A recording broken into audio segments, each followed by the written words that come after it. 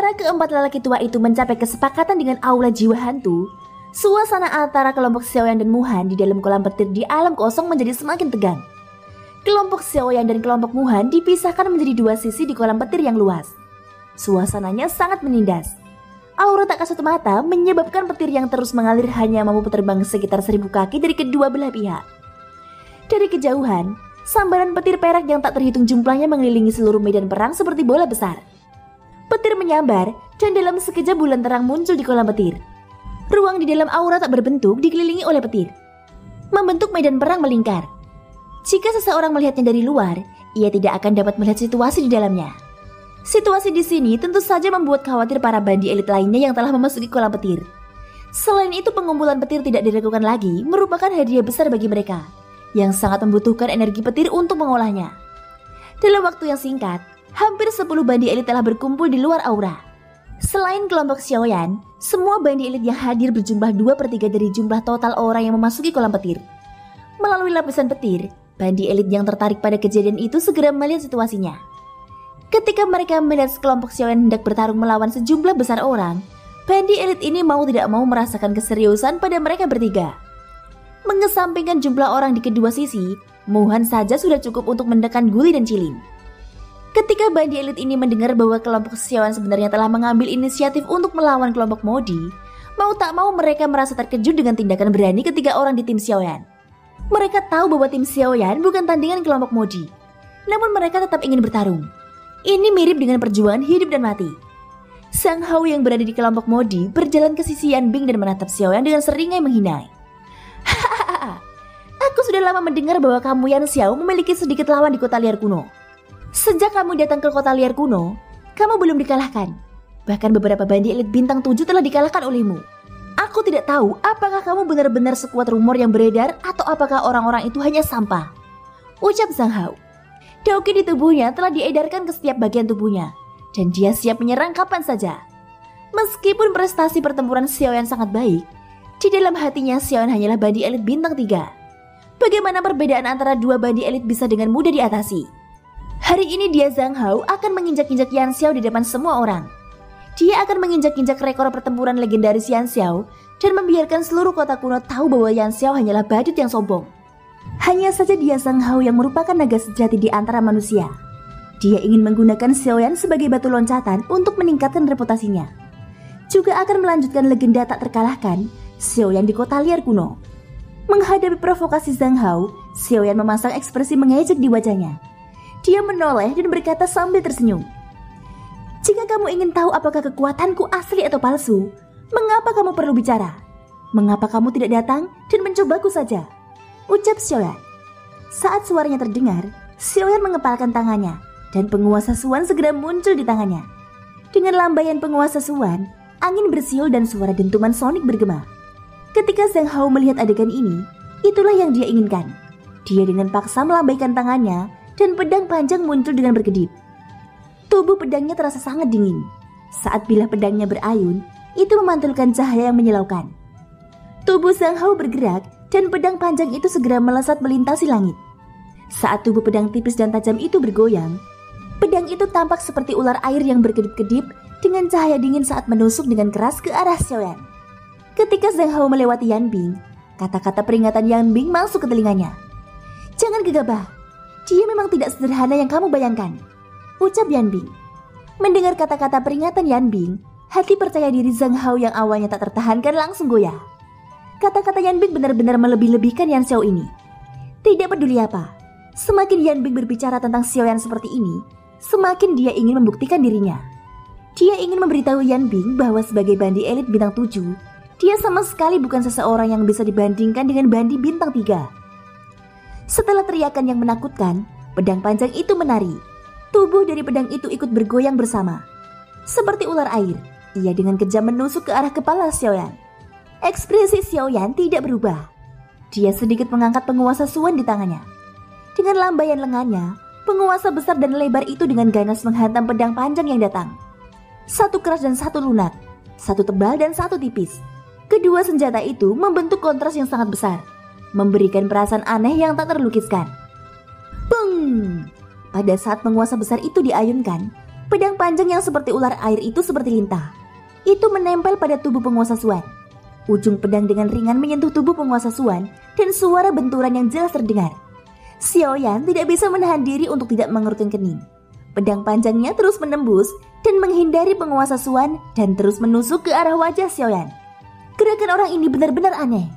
Meskipun sepertinya dia bertabrakan dengan penguasa Suan milikku, pada kenyataannya serangan orang ini sepenuhnya bergantung pada menghindari penguasa Suan. Ucap Xiaoyan. Kekuatan spiritual Xiaoyan tercurahkan. Semua gerakan Zhang Hao dilihat olehnya. Sehubungan dengan pedang yang begitu dekat dengannya, Xiaoyan tidak bisa menahan perasaan sedikit heran di dalam hatinya. Namun di saat berikutnya sudut mulut Xiaoyan menyeringai. Meskipun gerakan Zhang Hao rumit, mereka mengandalkan menghindar untuk menemukan celah untuk menyerang. Langkah semacam ini tidak berguna di hadapan seorang alkemis. Berdiri di belakang, ketika Yan Bing melihat cibiran di sudut mulut Xiaoyan, dia langsung merasakan ada yang tidak beres.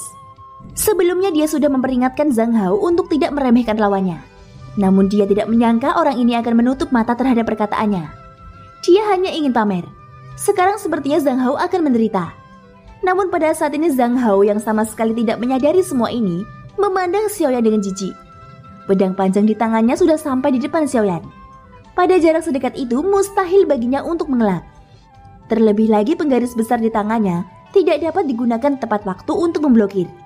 Oleh karena itu Xiaoyan tidak dapat menghindari serangan ini. Guli dan Cilin yang awalnya cukup percaya diri pada Xiaoyan, mau tidak mau merasakan bahwa segala sesuatunya tidak berjalan baik. Hanya ketika Guli memperhatikan ekspresi wajah Xiaoyan, barulah dia menekan Cilin yang hendak menyerang. Hehehe, Yan Xiao, kamu biasa saja. Kamu bahkan tidak bisa menerima satu serangan pun dariku, ucap Zhang Hao. Wajah Zhang Hao tampak seram saat dia tertawa liar. Xiaoyan tersenyum dan tidak menjawab. Namun pada saat pedang panjang itu menyerang, tangan kirinya yang menganggur tiba-tiba terangkat. Kekuatan spiritual dengan gila-gilaan menyembur keluar dari antara alisnya dan dengan cepat membentuk telapak tangan tak terlihat di depan Xiaoyan. Gerakan telapak tangan tak kasat mata itu sama persis dengan gerakan tangan kiri Xiaoyan yang terulur. Saat berikutnya Xiaoyan mengangkat tangan kirinya ke depannya. Kedua matanya menatap tajam ke arah pedang panjang yang disodorkan dengan ganas ke arahnya. Saat pedang panjang itu menyerang, tangan Xiaoyan yang terangkat tiba-tiba mengepal erat. Di saat yang sama dia meraung di dalam hatinya. Keterampilan jiwa kelas surga, tangan surgawi, teriak Xiaoyan. Saat raungan di dalam hatinya terdengar, telapak tangan tak terlihat itu langsung mengeras dan membentuk telapak tangan besar di ruang kosong di depan Xiaoyan.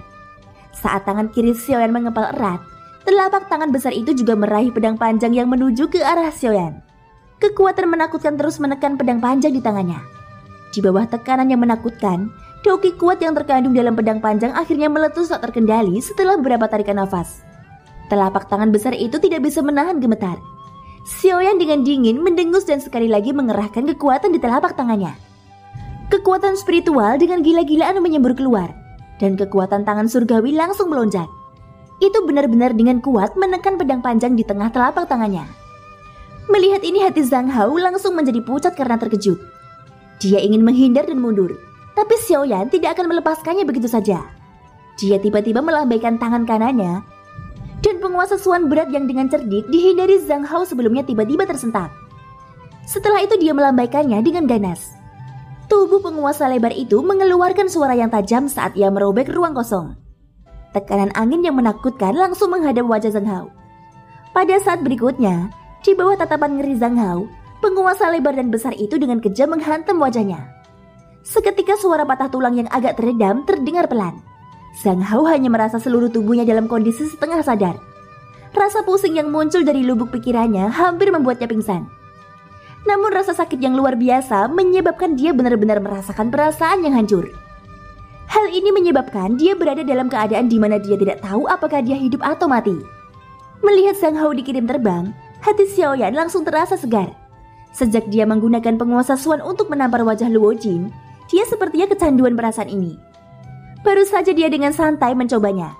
Dia tidak menyangka efeknya akan melebihi ekspektasinya. Tabrakan antara Xiaoyan dan Zhang Hao hanya terjadi sesaat. Pada saat semua orang pulih, yang mereka lihat hanyalah pemandangan Zhang Hao dikirim terbang oleh penguasa besar itu. Bajingan, ucap Yan Bing. Melihat Zhang Hao dikirim terbang oleh penguasa besar itu, ekspresi marah segera muncul di wajah acuh tak acuh Yan Bing. Tubuhnya tiba-tiba melintas saat dia menyerang ke arah Xiaoyan.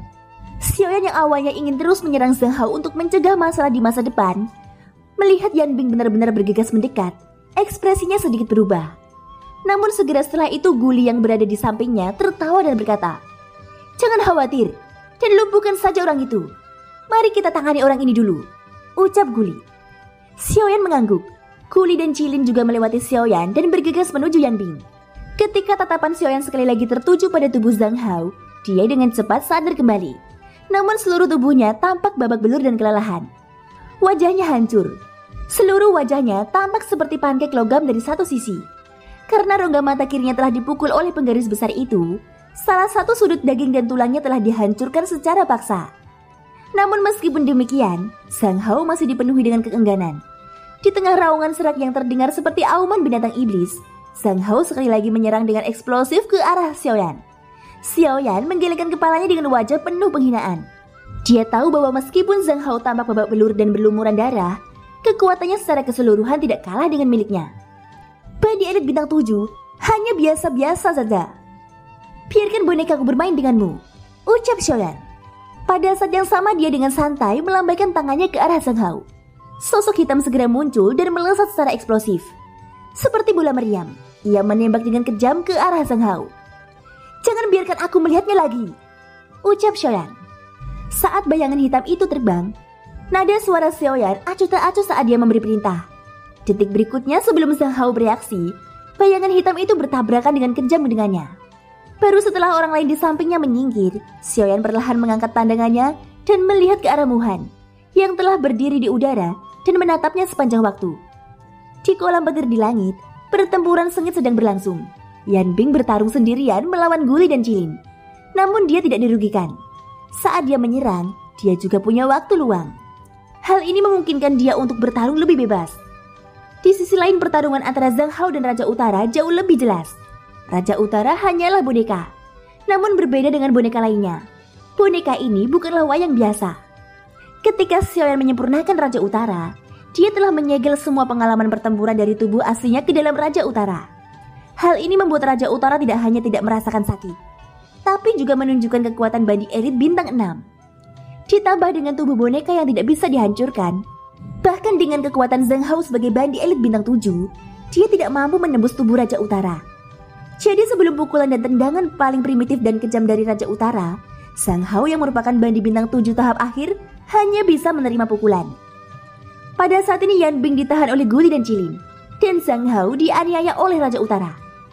Pada saat ini hanya Xiaoyan, Modi, Hutua, dan orang terkuat Muhan yang masih berdiri kokoh di langit.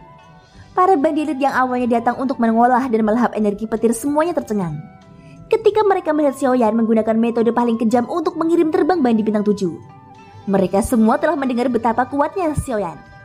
Mereka juga tahu bahwa Xiaoyan telah mengalahkan beberapa bandi bintang 7. Namun ini adalah pertama kalinya mereka melihat seseorang mengirim bandi bintang 7 terbang dengan satu serangan penggaris. Hahaha, Yan Xiao ini benar-benar seorang individu yang menantang surga. Bandi bintang 3 mengalahkan bandi bintang 7 dengan satu serangan. Jika berita ini menyebar, nama Yan Xiao kemungkinan akan mengguncang seluruh wilayah selatan, ucap suara diskusi dari kejauhan. Hei, bukan hanya itu. Tuannya tidak hanya memiliki kekuatan yang menakutkan, bahkan bonekanya pun sekuat ini. Boneka dengan kekuatan bandi elit. Di seluruh wilayah selatan, hanya orang itu yang memiliki benda seperti itu. Mungkinkah Yan Xiao berasal dari sana? Jawab suara percakapan pribadi itu. Beberapa bandi elit tidak bisa menahan diri untuk tidak berseru sambil menatap Raja Utara yang sedang menyiksa Zhang Hao. Ketika faksi itu disebutkan, ekspresi dari beberapa bandi elit di sekitarnya tanpa sadar berubah. Jika ini masalahnya, Yan Xiao yang ada di depan mereka adalah seseorang yang tidak boleh mereka singgung. Setelah hening beberapa saat, seorang lelaki tua dengan kekuatan bandi elit bintang 8 diam-diam berkata kepada beberapa orang di sampingnya. Ya, tidak peduli apa. Semuanya, jika ada kebutuhan nanti, menurutku akan lebih baik bagi kita untuk mencoba yang terbaik untuk membantunya. Bagaimanapun, terlepas dari apakah Yan Xiao adalah anggota dari faksi itu atau bukan, potensi pertumbuhannya di masa depan adalah sesuatu yang bisa kita berdua lihat. Membantu dia sekali saja tidak akan rugi, ucap lelaki tua itu. Mendengar apa yang dikatakan lelaki tua itu, bandi elit lainnya bergumam pada diri mereka sendiri sejenak. Lalu mereka saling memandang dan menggelengkan kepala. Potensi pertumbuhan Yan Xiao di hadapan mereka memang layak jika mereka membantunya. Namun kita tidak boleh lupa bahwa apa yang dihadapi Xiaoyan saat ini tidak sederhana bandi bintang 8. Ada Muhan. Sebagai bandi elit bintang 9, Muhan adalah raksasa sejati di kota kuno. Meski bakat Xiaoyan menakutkan, apa yang bisa dia lakukan di hadapan Muhan? Dia masih tidak bisa lepas dari nasib dibunuh. Dengan demikian, bandi elit ini akan menyinggung bandi bintang 9 untuk seseorang yang akan mati. Melihat ini, lelaki tua bandi bintang 8 hanya bisa menghela nafas tanpa daya. Dia tidak lagi mengatakan apapun dan menoleh untuk terus mengamati situasi pertempuran. Yang bermargahu, pergilah dan bantu Yan Bing. Orang tua ini akan mengurus bocah ini secara pribadi, ucap Muhan.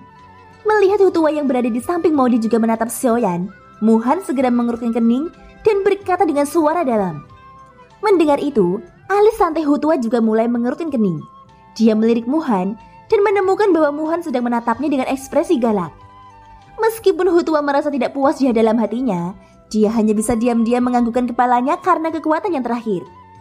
Hutua dengan santai melirik ke arah Maudi, yang dengan dingin memperhatikan dari samping dan menyipitkan matanya. Kemudian tubuhnya bergerak dan dia terbang menuju pertarungan antara Yan Bing dan dua lainnya.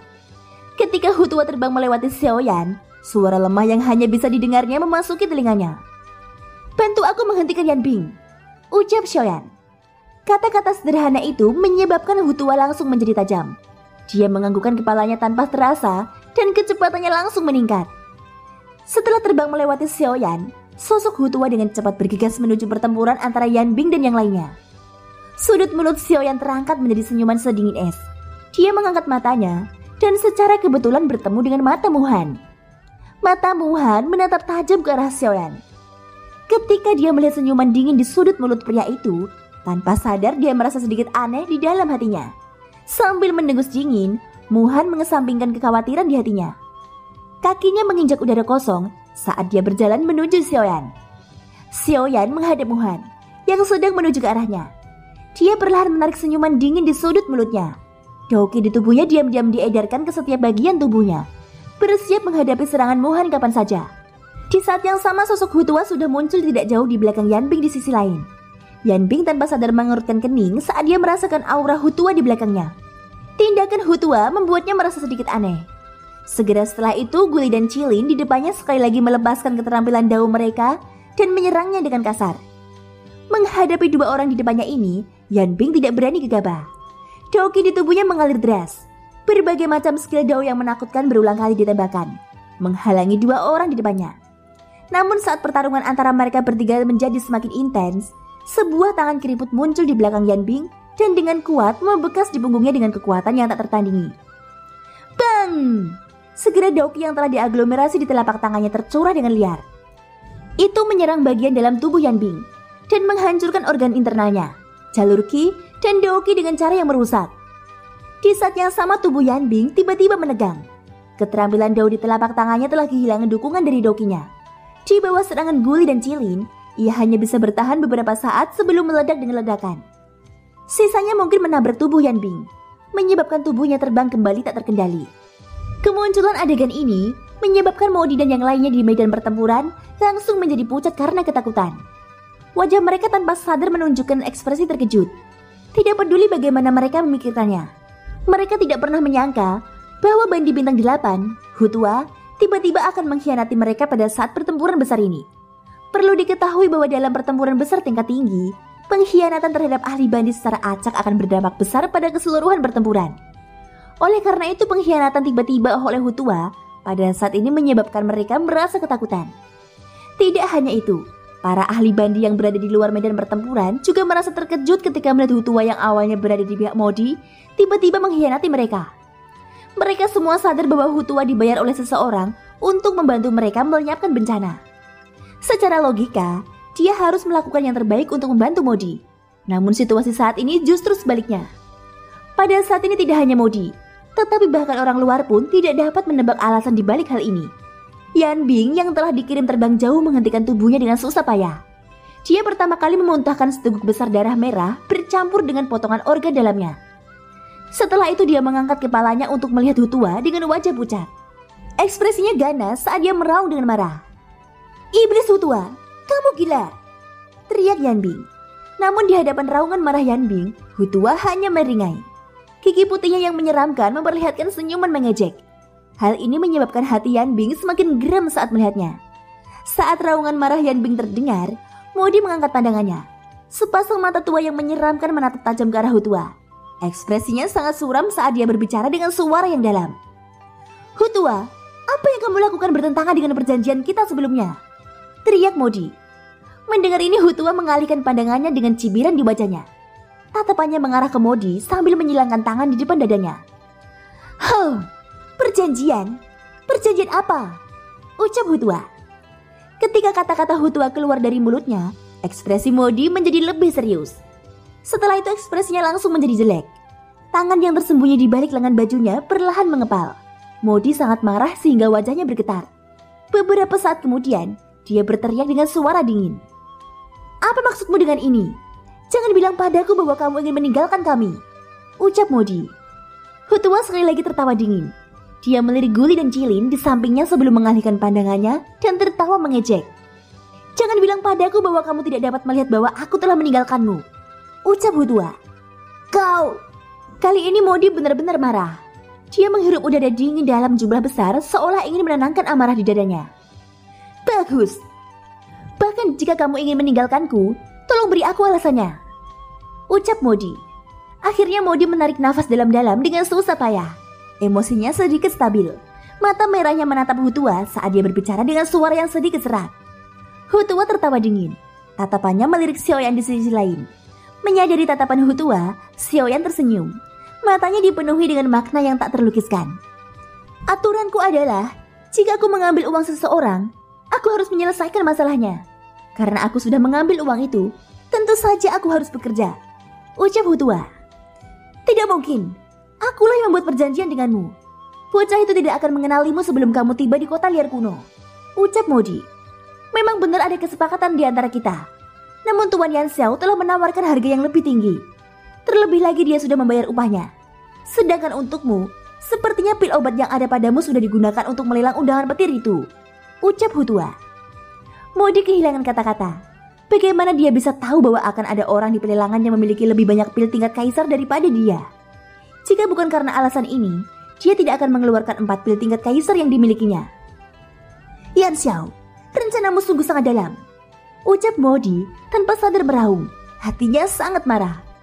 Namun dia tahu bahwa dia bukan tandingan Xiaoyan bagaimanapun caranya. Oleh karena itu dia menoleh untuk melihat Muhan.